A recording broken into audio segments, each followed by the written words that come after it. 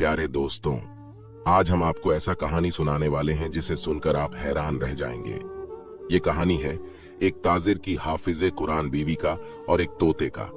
इस कहानी को मुकम्मल जानने के लिए हमारे साथ आखिर तक रहिएगा। प्यारे दोस्तों, एक बस्ती में एक ताजिर रहता था। यह बता दे कि व्यापारी को उर्दू में ताजिर कहते हैं।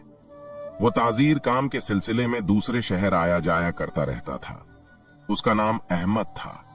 उसके पास एक तोता था जो कि बहुत ही खूबसूरत था। उस ताजिर ने उस तोते को बोलना भी सिखाया हुआ था। ताजिर के घर में एक अमरूद का दरख्त था।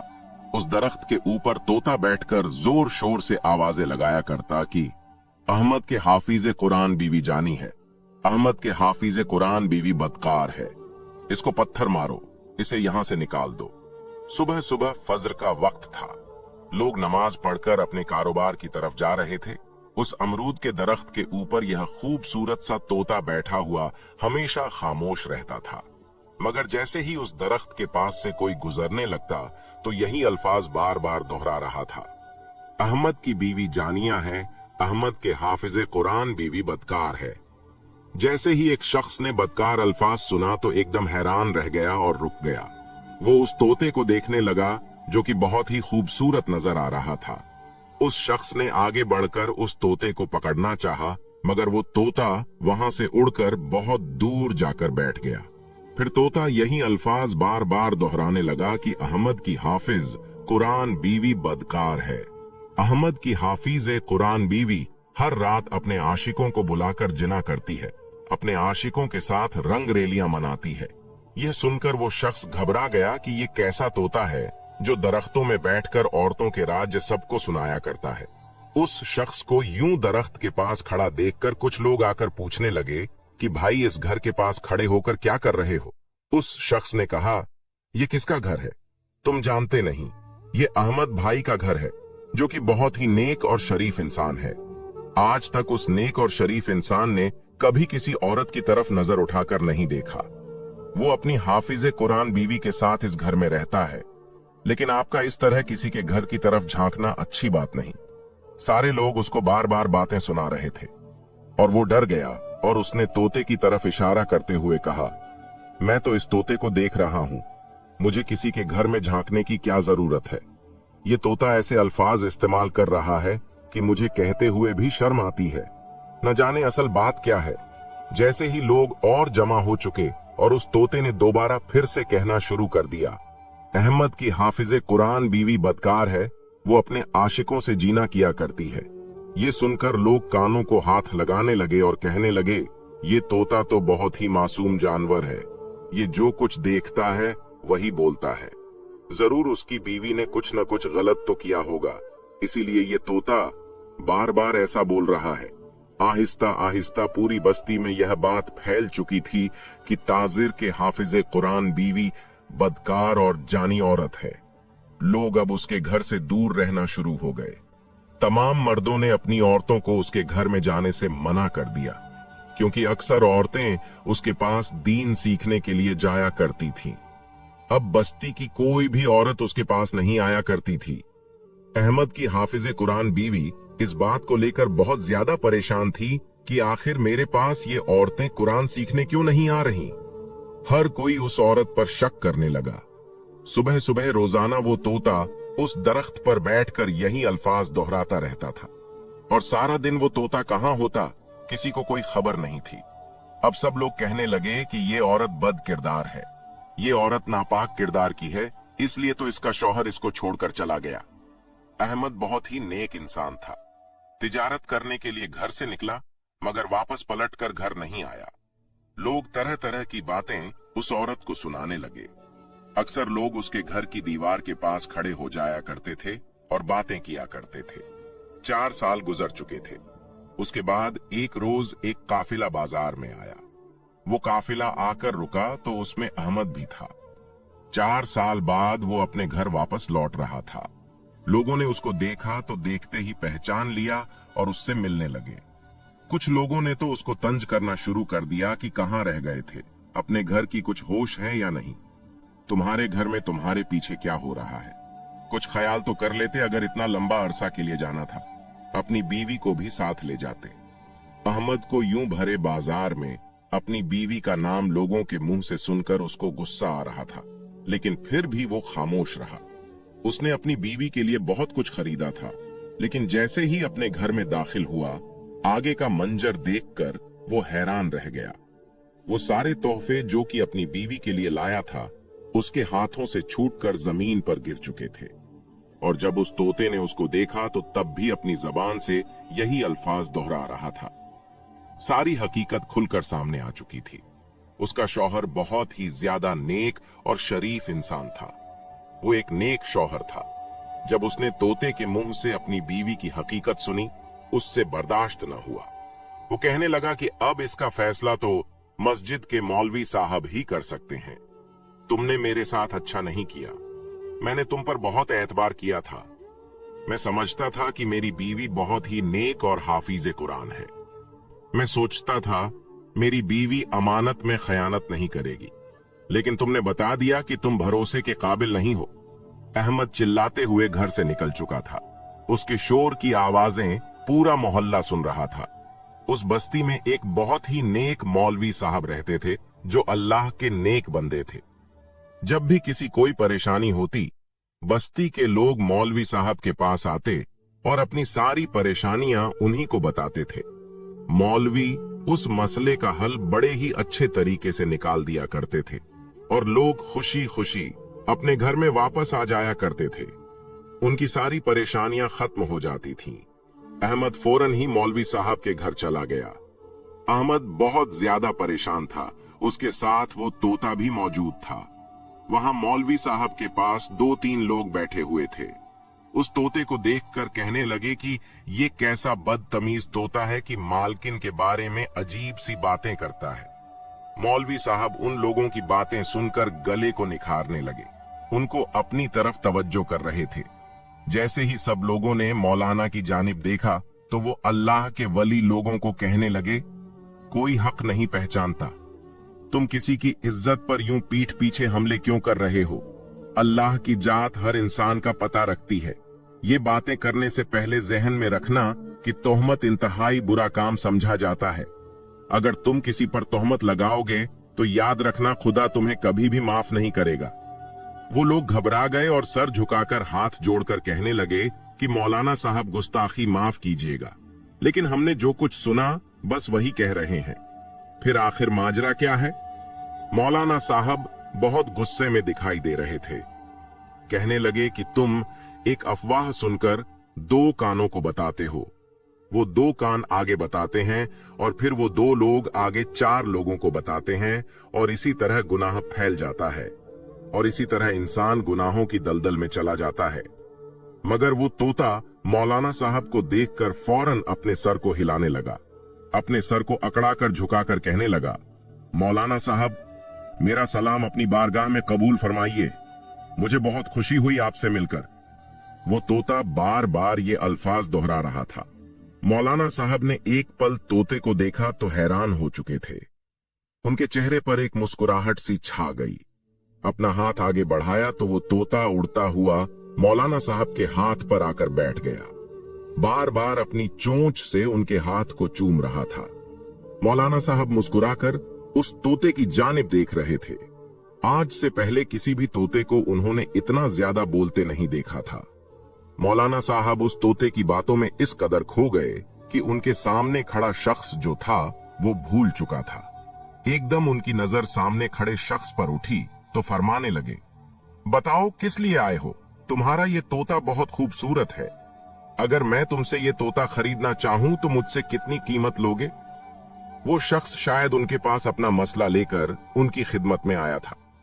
जब उसने तोते की खरीदारी की बात सुनी तो अगले ही पल गहरी सांस खारिज कर सर झुकाकर कहने लगा, अल्लाह के वली, ऐसे कई तोते आप पर कुर्बान। ये मेरा पाला हुआ तोता है।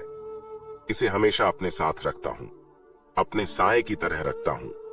मैं हर बात इसे बताता हूं, लेकिन जिस मसले को लेकर आपके पास आया हूं, बस यही दुआ है कि वो मसला आप तक पहुंचा सकूं।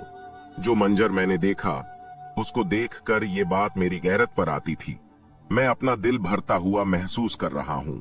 मौलाना साहब और वहां मौजूद सभी लोग उस शख्स को देखने लगे थे जो इंतहाई गुस्से में और अंदर से टूटा हुआ महसूस हो रहा था। मौलाना साहब उससे कहने लगे कि क्या बात है, तुम अपनी मुसीबत हमसे बयान करो, क्या हुआ है तुम्हारे साथ? वो शख्स कहने लगा कि मैं कारोबार के सिलसिले में दूसरे शहर आता जाता रहता हूं, लेकिन इस मर्तबा वापसी में इतनी देर हो गई कि 4 साल गुजर गए।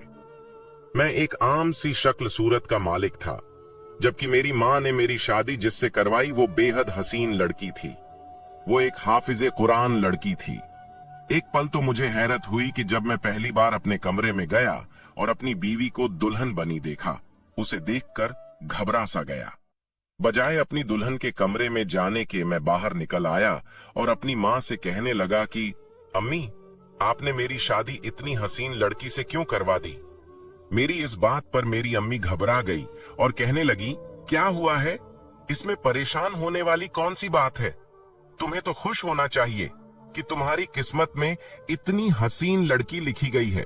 लेकिन जब मैंने एक नजर अपने आप को आईने में देखा तो फिर कहने लगा कि मैं तो आम सी शक्ल सूरत का मालिक हूं, मगर ये लड़की मुझे कोई आसमान से उतरी हुई हूर लगती है। फिर इसके घर वालों ने मेरे साथ इसकी शादी क्यों की? मेरी अम्मी कहने लगी, अगर तुम्हें इतनी हसीन लड़की मिल गई है तो उसकी कदर करो। तुम खरा सोना हो, सोना अच्छा कमाते हो, घर संभालते हो, यही वजह है कि लड़की वालों ने तुम्हें पसंद कर लिया। सब कुछ जाहिरी शक्ल सूरत नहीं होती, बल्कि असल खूबसूरती तो बात होती है जो इंसान को बहुत मुतासिर करती है। मेरी मां की बात सुनकर मुझे थोड़ी बहुत तसल्ली हो गई थी, लेकिन फिर भी कुछ बातें ऐसी जो मेरे दिल में डर सा पैदा कर रहा था। ये अलग बात थी कि मैंने उसके बारे में अपनी वालिदा से कुछ नहीं कहा। मुझे ऐसा लग रहा था कि शायद लड़की पहले से किसी के साथ ताल्लुक रख चुकी हो या फिर किसी को पसंद करती हो, जो उसके घर वालों ने जबरन उसकी शादी मुझसे करवा दी। ये सारी बातें मेरे दिमाग में आने लगी तो मेरा दिल गमजदा सा हो गया। अपनी बीवी का सारा हुस्न, सारी खूबसूरत मुझे फीका लगने लगा। जैसे चांद पर धब्बा नजर आ जाए तो चांद चांद नहीं रहता। मेरे साथ भी कुछ ऐसा हुआ था। मैं जब अपनी बीवी के पास जाकर बैठा, वो बिल्कुल नरम मुलायम रुई की तरह थी, लेकिन मैं उसके साथ काफी सख्ती से पेश आने लगा। मैंने बड़े ही गुस्से से उसके हाथों में एक अंगूठी पहनाई और कहने लगा कि अगर तुम चाहती हो कि तुम्हें खुश होकर जिंदगी मुयस्सर हो तो अच्छे से रहना, मेरी मां की खिदमत करना और जो कुछ मैं कहूं वो मानना।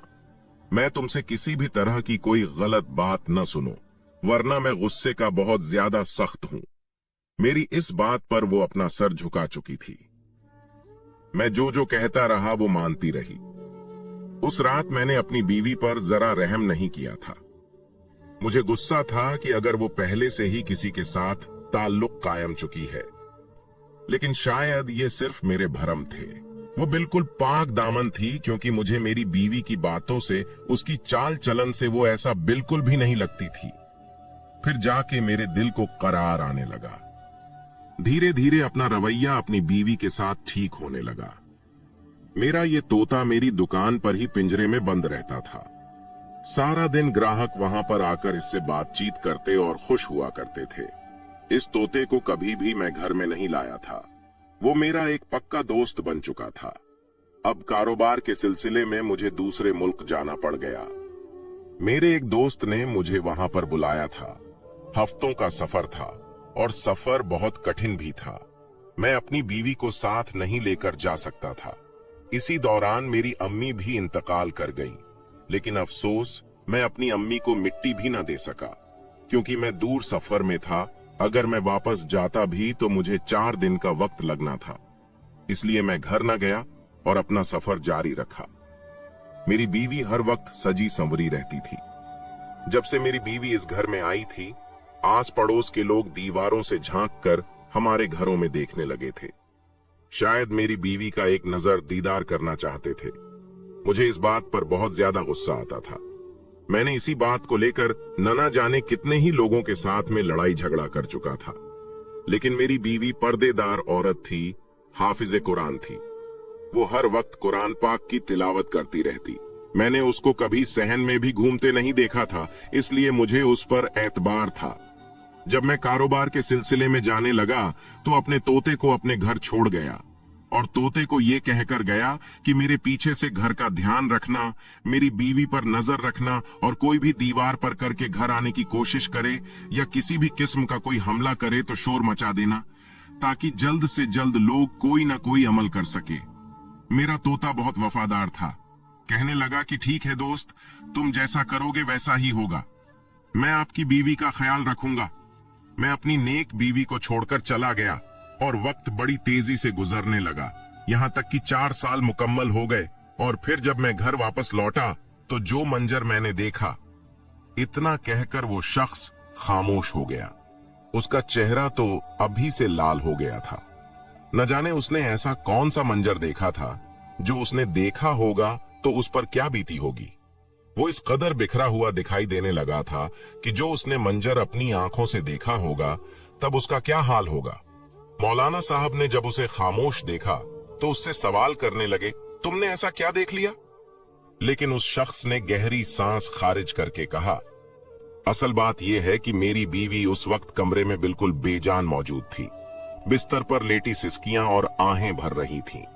अपने वजूद पर लपेटा हुआ कपड़ा उसने उतार रखा था, लेकिन जैसे ही दरवाजे की आवाज आई तो फौरन अपना वजूद लपेटने लगी। जब ये मंजर मैंने देखा, मेरे लिए हैरान कून मंजर था।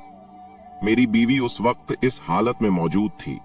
कोई भी शख्स अगर देखता तो ना जाने क्या करता। वो रोते हुए बता रहा था कि मुझे मेरी बीवी के कमरे से किसी और की भी आवाजें आ रही थीं। कुछ तो वक्त भी ऐसा था, बाहर अंधेरा फैल चुका था।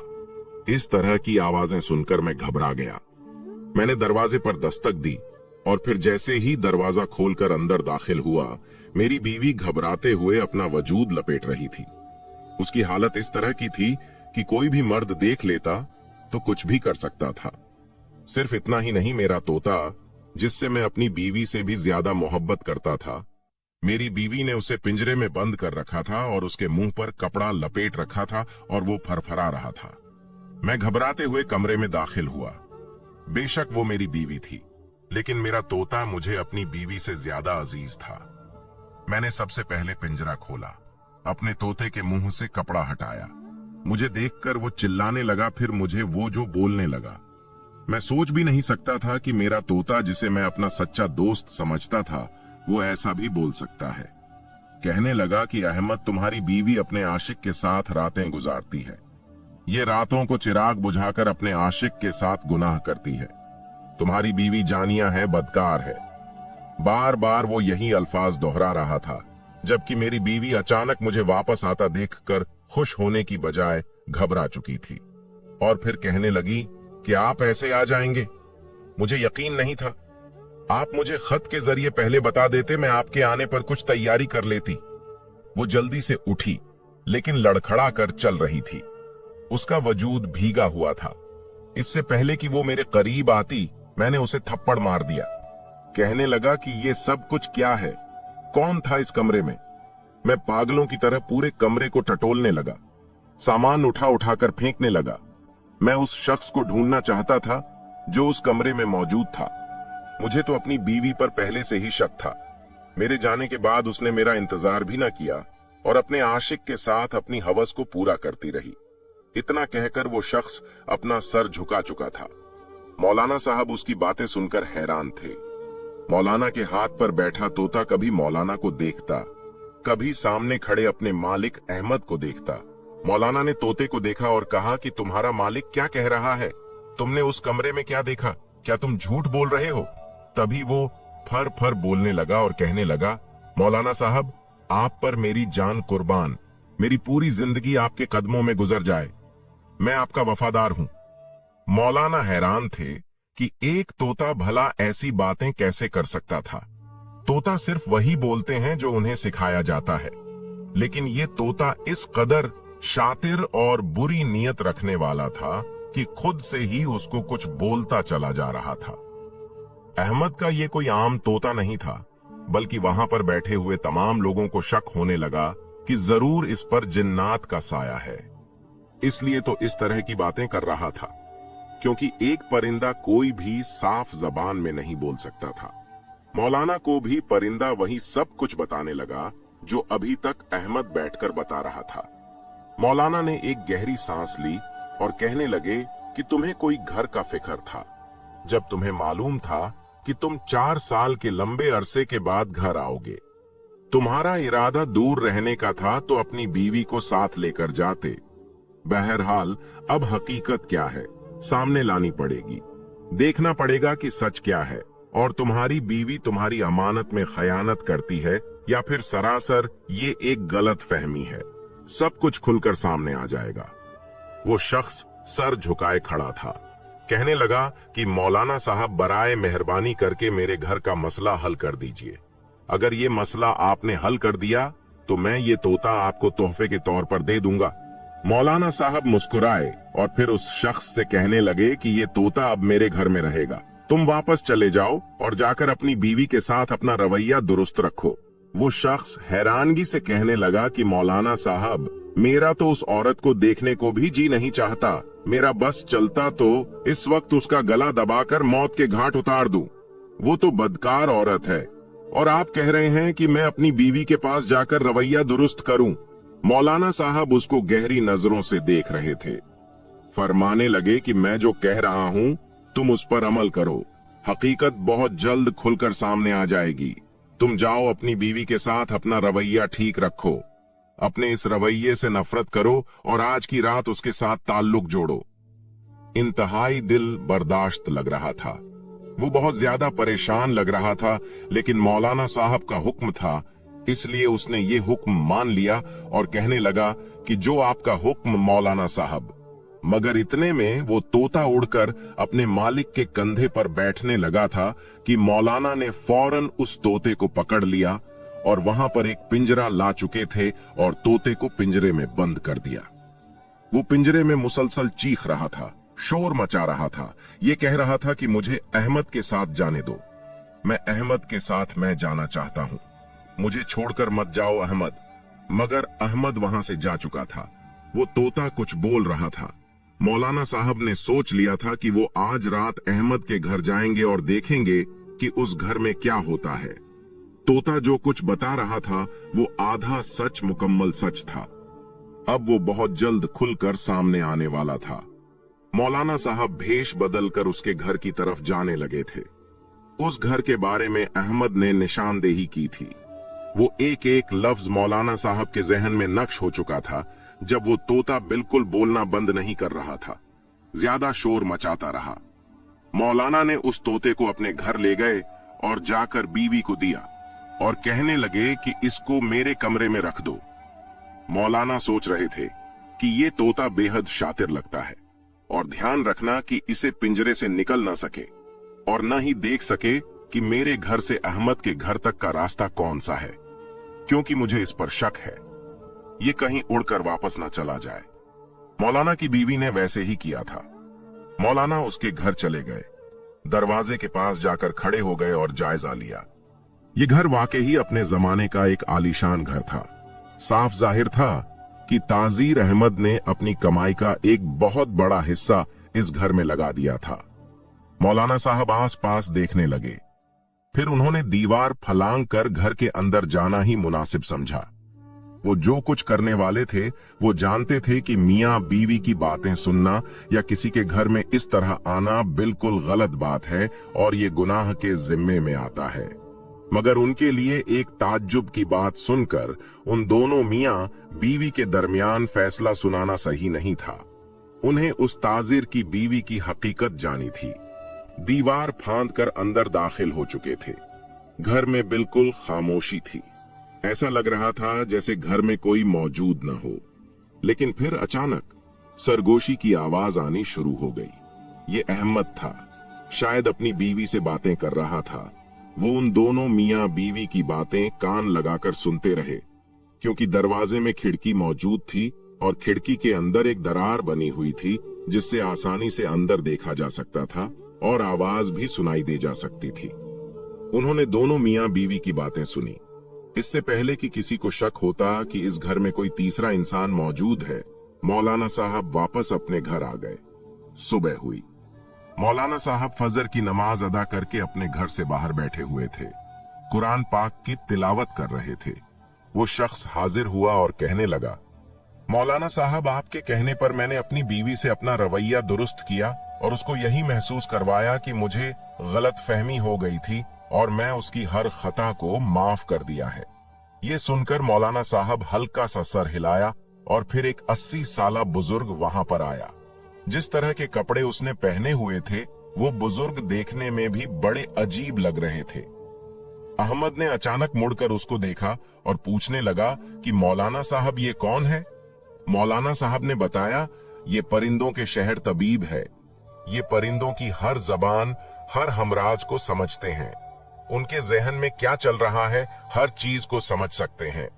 दरअसल उनको खास तुम्हारे तोते के लिए मंगाया गया है ताकि हकीकत को अच्छी तरह जान सकूं। फिर बिलाल ने कहा कि मौलाना साहब, मैं क्या करूं? मुझे कैसे पता चलेगा कि मेरी बीवी का आशिक कौन है जिसके साथ उसके गलत ताल्लुकात हैं? इतने में मौलाना साहब की बीवी उस तोते को लेकर आई और उस तोते के ऊपर पिंजरे में उसको बंद किया हुआ था। उसके ऊपर एक कपड़ा डाला हुआ था। जैसे ही कपड़ा हटाया तो उस तोते ने बोलना शुरू कर दिया। कहने लगा कि अहमद की बीवी बहुत ही गंदी और बदकार है। वो हमेशा हर रोज अपने नए आशिक के साथ रात गुजारती है। ये सुनकर अहमद फिर गुस्से से आग बबूला हो गया और कहने लगा कि मौलाना साहब, ये तोता क्या कह रहा है? मैं तो पहले ही सिर्फ एक आशंका सुनकर घबरा रहा था। मेरा तोता मुझे बता रहा है कि मेरी बीवी हर रोज एक नए आशिक साथ रात गुजारती है। मेरा दिल करता है उस औरत की बोटियां बोटियां करके आवारा कुत्ते को डाल दूं। एक बार फिर वो जारो कतार रोने लगा। मौलाना साहब ने उसको चुप करने का कहा कि चुप हो जाओ। मौलाना साहब के जहन में उन दोनों मियां बीवी की रात की बातें आने लगीं, क्योंकि रात का मंजर कुछ ऐसा था कि उसकी बीवी एक जगह खामोश घबराई हुई बैठी हुई थी और वो उसको कह रही थी कि मैंने तुम्हारी अमानत में कोई खयानत नहीं की, मुझे कोई सजा मत देना। अहमद ने बड़े ही प्यार और नरम रवैये से उससे बात की, जिस तरह के मौलाना साहब ने कहा था। फिर अहमद ने कहा कि मैं तुम्हारी सारी गलतियों को दरगुजर करता हूं और फिलहाल 4 साल बाद वापस आया हूं, इसलिए तुम्हारे साथ वक्त गुजारना चाहता हूं। उसके बाद मौलाना साहब अपने घर वापस आ चुके थे। मौलाना साहब अहमद की बीवी को देख चुके थे। वो किस अंदाज की मालिक है। मौलाना साहब उसकी बीवी को बुलाकर उससे बात करना चाहते थे। अहमद तो इस कदर गुस्से का मुजाहिरा कर रहा था कि मौलाना साहब को डर था कहीं ये पागल ही ना हो जाए और वहां वो बुजुर्ग कितनी देर बैठकर उस तोते से बातें करते रहे। वो तोता जो कुछ बता रहा था वो सुनता जा रहा था। फिर उस बुजुर्ग ने मौलाना साहब को अलहदा कमरे में बुलाकर उस तोते के बारे में बताया। फिर उन्होंने कहा कि कुछ दिन के लिए तुम इस तोते को अपनी हिफाजत में रखो, फिर मैं तुम्हें बुलाऊंगा। उसने कहा कि ठीक है। वो बुजुर्ग उसको अपने साथ ले गया और मौलाना साहब ने अपनी बीवी को कहा कि तुम जाकर अहमद की बीवी को बुलाकर लाओ। थोड़ी ही देर बाद मौलाना की बीवी उनको आकर कहने लगी, अहमद की बीवी ने तो आने से इनकार कर दिया है। उसने कहा कि मैं अपने शौहर की इजाजत के बगैर घर से नहीं निकल सकती। मैं उसकी अमानत में खयानत नहीं कर सकती। अगर मौलाना साहब को कोई काम है तो वो खुद मुझसे आकर बात कर लें। मौलाना साहब ने एक फकीर का रूप बदला और उसके दरवाजे पर पहुंच गए। जाकर दरवाजा बजाया, मगर उसने दरवाजा न खोला। फिर उन्होंने दरवाजा बजाया और अंदर से आवाज आई कि कौन। जब उन्होंने आवाज दी कि वो औरत कहने लगी कि मेरा शौहर इस वक्त घर में नहीं है, आप यहां से चले जाएं। मौलाना साहब ने अपने बारे में बताया तो उसने दरवाजा खोला और मौलाना साहब को अपने घर में ले आई। फिर मौलाना साहब ने उसको कहा कि जो भी बात सच है मुझे साफ साफ बता दो ताकि मैं तुम दोनों मियां बीवी के बीच फैसला कर सकूं। यह सुनते ही वो औरत घबरा गई और कहने लगी, मौलाना साहब, वो तोता एक परिंदा है, कुछ भी बोल सकता है। आप उसकी बातों में आकर मुझ पर शक कर रहे हैं। इससे तो अच्छा है कि मैं मर ही जाती। मौलाना साहब कहने लगे कि इन सब बातों का वक्त नहीं है। मुझे सच बताओ कि शादी से पहले तुम किसी को पसंद करती थी या तुम्हारे शौहर के जाने के बाद तुमने अपने किसी आशिक के साथ रात गुजारी? क्योंकि एक बेजुबान जानवर झूठ नहीं बोल सकता। जो देखते हैं वो वही बोलते हैं। ये सुनकर वो औरत घबरा गई और रोने लगी। कहने लगी कि खुदा के लिए मुझ पर शक मत कीजिए और मुझ पर इल्जाम मत लगाइए। पहले ही मेरा शौहर मेरे किरदार को लेकर मशहूर है। मौलाना साहब ने कहा कि तुम्हारा शौहर मेरे पास भी आया था। वो तुम्हारा सर धड़ से जुदा करना चाहता था, लेकिन मेरे कहने पर खामोश हो गया। इसलिए मुझे सच सच बताओ कि मेरे सामने किसी किस्म का कोई झूठ या मक्कारी नहीं चलेगी। वो ये सुनकर खामोश हो गई और रोने लगी। मौलाना साहब को वहां से वापस आना पड़ा, क्योंकि वो समझ चुके थे कि ये औरत जो है वो बेबस हो चुकी है, या फिर वो सोच रहे थे कि इसको अपने हुस्न पर बहुत गरूर है जो शादी के बाद इस्तेमाल कर रही है। वो सोच रहे थे हो सकता है कि इसकी शादी जबरदस्ती अहमद के साथ की गई हो, जो कि आम सी शक्ल का मालिक है, और फिर उसके इतना देर गायब रहने पर उसने अपने जज्बात पर काबू न रखा और अपने पुराने आशिक से अपना रिश्ता बहाल कर लिया। इस तरह के कई बरसों से उनके जहन में आ रहे थे। जब उन्होंने ये बात अपनी बीवी को बताई, उनकी बीवी भी उनको कई तरह के मशवरे दे रही थी, लेकिन हकीकत क्या थी ये अभी कोई नहीं जानता था। अब भला रोजाना मौलवी साहब के घर चक्कर लगाने लगा। उनको कहने लगा कि मौलवी साहब मेरी जान इस औरत से छुड़वा दे, मैं उस औरत को 1 मिनट भी बर्दाश्त नहीं कर सकता। आप मेरे सब्र का इम्तिहान ले रहे हैं। भला ऐसी औरत को कैसे बर्दाश्त कर सकूं जो मेरी अमानत में खयानत कर चुकी है, जिसका गवाह एक परिंदा है। फिर 1 हफ्ते बाद मौलाना साहब ने उस बुजुर्ग को बुलाया जो कि परिंदों का तबीब था। उन्होंने उसको कहा था कि जुमे वाले दिन उस तोते को लेकर आ जाना। जुमे की नमाज अदा करके मौलाना साहब मस्जिद से बाहर निकले। वो बुजुर्ग तोते को लेकर वहां आ चुका था। मौलाना साहब ने उन दोनों मियां बीवी को वहां पर बुलाया। वो दोनों मियां बीवी भी आ चुके थे। वो तोता उस तबीब के पिंजरे में था जिसके ऊपर अभी कपड़ा डाला हुआ था। अब वहां मौजूद कई लोग इस बात का इंतजार कर रहे थे, अब ये तोता उसकी बीवी की पर्दापोशी जाहिर करेगा। मगर ऐसा न हुआ। जैसे ही पिंजरा नीचे रखा गया, उसके ऊपर से कपड़ा उठाया गया तो वो तोता उस वक्त बोलने लगा और कहने लगा, अहमद की बीवी ने मुझसे निकाह किया है। अहमद की बीवी अब उसकी बीवी नहीं बल्कि मेरी बीवी है। अहमद मेरा दुश्मन है। अहमद अपनी बीवी को मेरे हवाले कर दे, वरना मैं तुझे जान से मार दूंगा। आखिर तू होता कौन है मेरी बीवी के साथ खड़ा होने वाला? एक तोते के मुंह से ऐसी बातें सुनकर वहां खड़े तमाम लोग हैरान रह गए और अहमद गुस्से से आग बबूला हो गया। कहने लगा कि क्या बकवास कर रहे हो तुम? एक परिंदे हो, ये मेरी बीवी है। तो वो कहने लगा कि खामोश रहो, मैं कह रहा हूं कि इसका निकाह मेरे साथ हुआ है। मौलाना साहब ने खुद मेरा निकाह इसके साथ पढ़वाया था। तुम मेरी बीवी से दूर रहो। अहमद ये सब सुनकर हैरान हो रहा था। आहिस्ता आहिस्ता अहमद के मोहल्ले के लोग भी वहां जमा हो चुके थे जो कि मौलाना साहब के हुक्म पर आए थे। अहमद कभी मौलाना साहब को देखता, कभी उन लोगों को देखता। अहमद एकदम बोलने लगा कि मौलाना साहब, मैं कब से आपके घर के चक्कर लगा लगा कर थक चुका हूं, मगर आपसे तो मेरा एक भी फैसला नहीं हो रहा। अहमद तो जैसे गुस्से से पागल होता जा रहा था। मौलाना साहब ने उसके मोहल्ले के लोगों से पूछा, बताओ तुम्हारे साथ ऐसे कौन से मसले पेश आए हैं? मुझे अपने अपने मसले बताओ। ये सुनकर सभी लोग कहने लगे कि मौलाना साहब, कुछ साल पहले की बात है कि एक अजीबो गरीब चोर हमारे मोहल्ले में आ चुका था।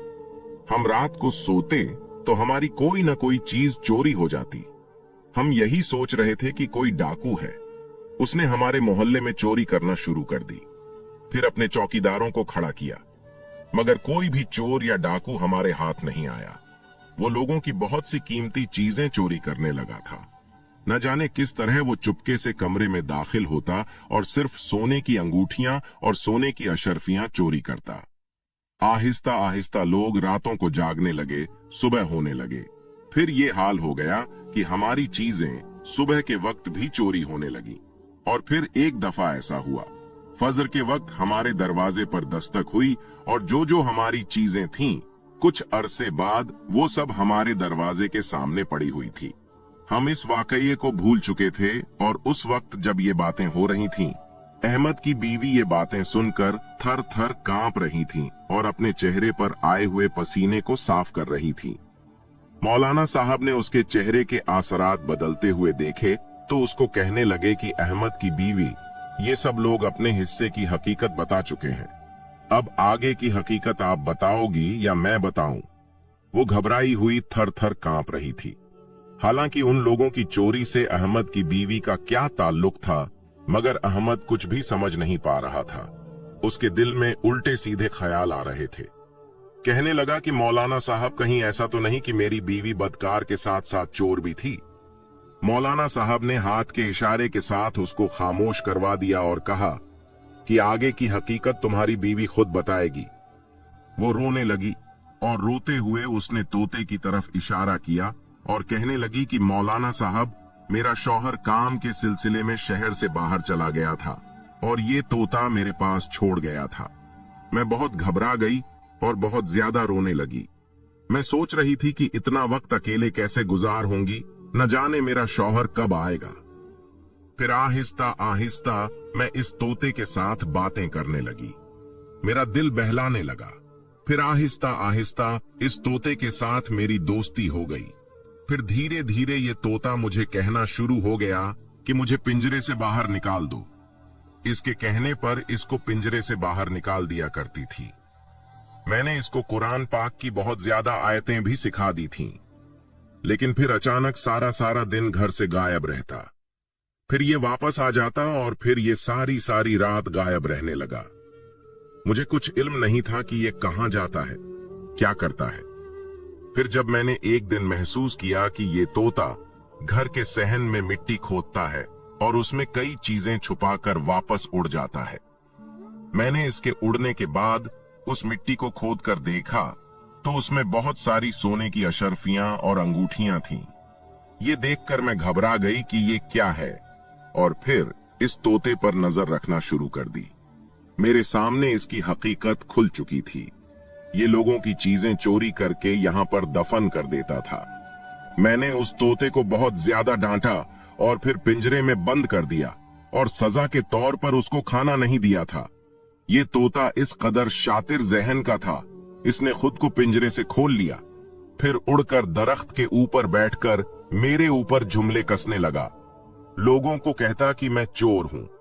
मेरा शौहर तो दूसरे शहर चला गया था, मगर फिर उसने मुझे दीनार देने बंद कर दिए। कुछ दिन तो मैं अपना गुजारा करती रही, मगर फिर बहुत ज्यादा मुश्किल हो चुकी थी। मैंने अपने हाथों से माला बनानी शुरू कर दी और उनको बेचना शुरू कर दिया।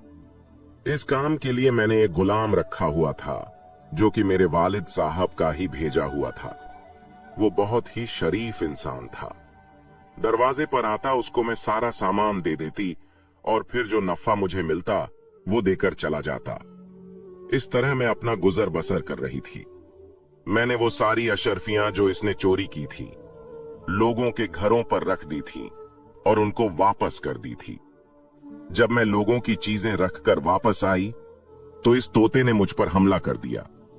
इसने मुझे अपनी चोंच के साथ इतना मारा कि मेरा पूरा जिस्म जख्मी हो चुका था। मेरे जिस्म पर कट के निशान बन चुके थे। फिर मैंने इसको बांध दिया और पिंजरे में बंद कर दिया। मेरे जिस्म पर इस तरह के कट के निशान लग चुके थे कि मुझे बहुत ज्यादा तकलीफ और जलन होती थी, इसलिए मैं बेलिबास होकर सोया करती थी। कोई भी कपड़ा मेरे वजूद के साथ लगता तो मुझे बहुत ज्यादा तकलीफ होती। इस तरह मैं दर्द के साथ दिन गुजारती रही और मेरा शौहर न जाने क्या समझ चुका था। अब सारी हकीकत खुलकर सामने आ चुकी थी। सारी की सारे फसाद की जड़ ये तोता था। वो बुजुर्ग जो कि परिंदों का तबीब था, वो भी वहां मौजूद था। उस बुजुर्ग ने कहा कि ये परिंदा एक आला किस्म की जहनियत रखता है। ये बहुत ही शातिर किस्म का तोता है। इसका मजीद इंसानों में रहना खतरे से खाली नहीं है। ये बहुत ही शैतानी दिमाग का तोता है, यहां तक कि ये लोगों के घर उजाड़ सकता है। जब ये सारी हकीकत अहमद के सामने खोली तो वो सर पकड़कर बैठ गया और कहने लगा, मेरे लिए ये सब मानना बहुत ही मुश्किल है।